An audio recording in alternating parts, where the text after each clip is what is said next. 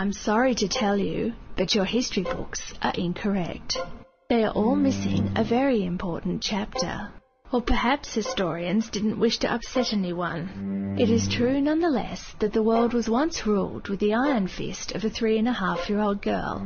Let us go back, if you have a moment, back to the time before Genevieve ruled the world.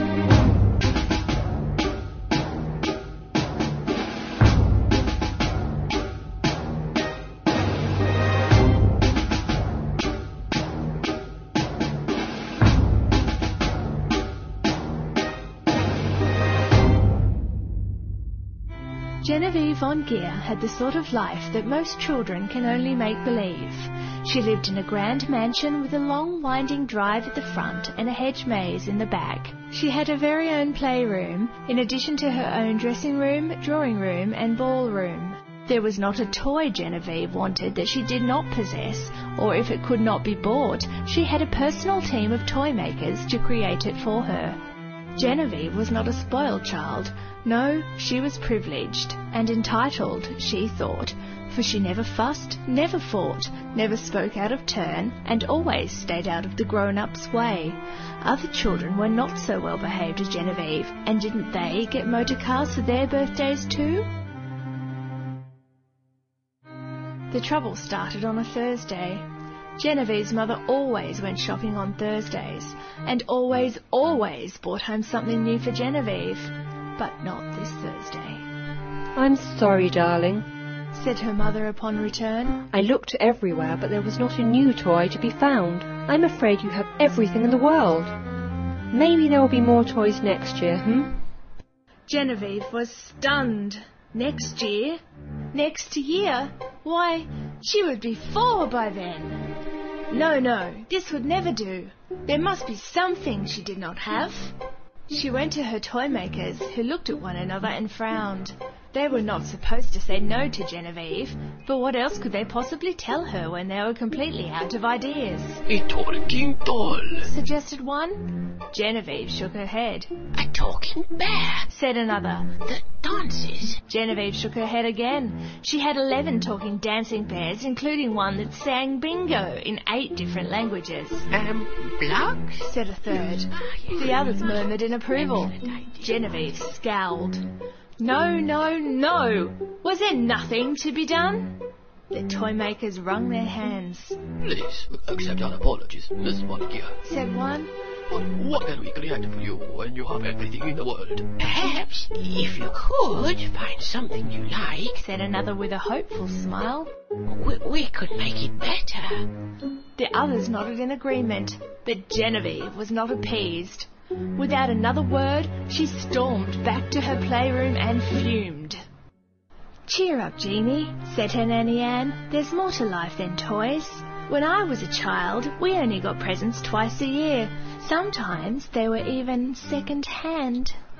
Genevieve pouted. How could she say such a thing? If Nanny Ann had ever been a child, she would surely know that a world without new toys was... Just then, an idea began to form in Genevieve's mind. A world without new toys, she thought. That's it! And faster than you could say Jack Sprat, she was off to her drawing room to begin the plans.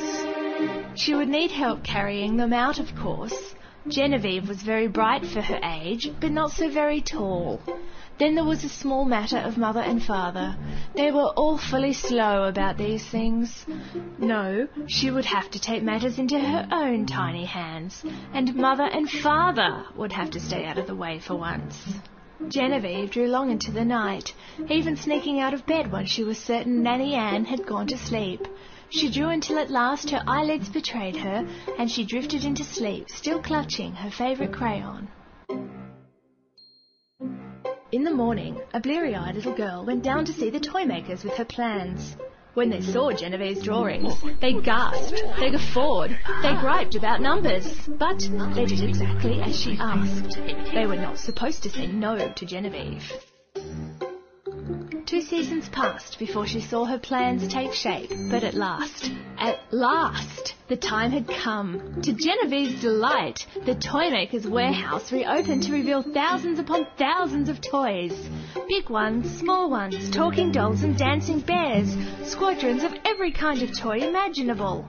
Not that Genevieve did not already own one of each, of course.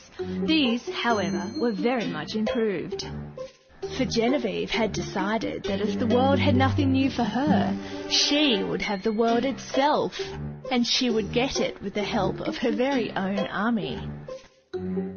Now, you may laugh at Genevieve's idea. Little girls can be terrifying in their own small way, but a threat to the world as we know it? The idea is laughable. Which, my friends, is precisely why it worked so well. She took over Germany with teddy bears. America she conquered with a collection of pop-up books. Russia proved particularly challenging, but she won in the end with an invention she called the Tinkerman. One by one, every country, state and territory fell to Genevieve and her army of toys, and it happened in only 4 days. The world belonged to Genevieve now, and it was hers to do with as she pleased. If Genevieve wanted every playground on earth to be coated in candy, it was done as Genevieve commanded. If she wanted each person in the world to sing her name to the tune of Oh Susanna, each person, great and small, did as she demanded. How did she feel now that she owned the very biggest toy of all? A little tired. As Genevieve sat upon her custom gingerbread throne, her little head began to feel heavy and her eyes began to close. She suddenly missed Nanny Ann and Mother and Father too. Perhaps, she told herself as she faded into dreamland, she would send the Tinkerman to find them in the morning. But when morning came, Genevieve was gone.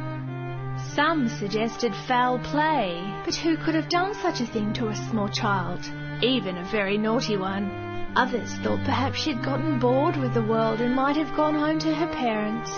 The truth was that no one knew what happened to the 3.5-year-old tyrant, but nobody wanted to find her.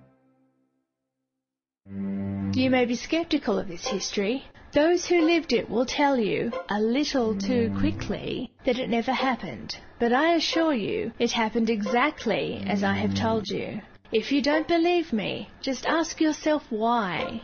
Why did your grandparents spoil you with toys and sweetmeats as they did? Was it only out of affection? Or was it also, perhaps, just the teensiest bit out of the fear that their own little prince or princess just might be the Genevieve of our time?